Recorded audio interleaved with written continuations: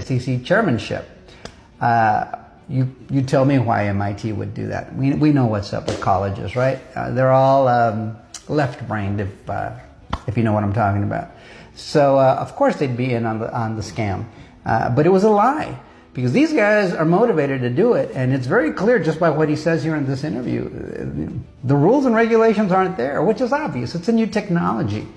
You know, you can't look at something that's more than 50 years old and say that platform can be applied to these technologies. You can't. You have to define these technologies first, which is what the Clarity Act is going to be for. It's going to be to say, okay, these cryptos are commodities, those are currencies, and these other things are X, Y, and Z, right? Whatever you want to call them.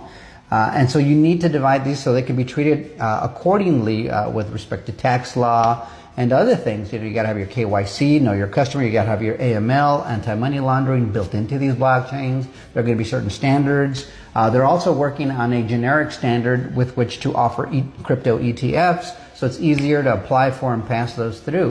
And that's being worked on currently, but they're working at it really hard. It's coming, and this is from the government and the main people from whom it matters, the SEC, right? Because one of the biggest fears banks, well, at least the banks will tell you this, but they do fear that, let's say they engage in cryptocurrency and in these new technologies, and there are no rules set. Their fear is, oh my God, the government's going to come after me. And that's a valid concern from all of them, even if they were anti-crypto. I can agree that that's a valid concern, because whenever the government turns their eye on you and starts coming after you, man, that's a formidable opponent. That's expensive, that's negative PR, that's going to cost you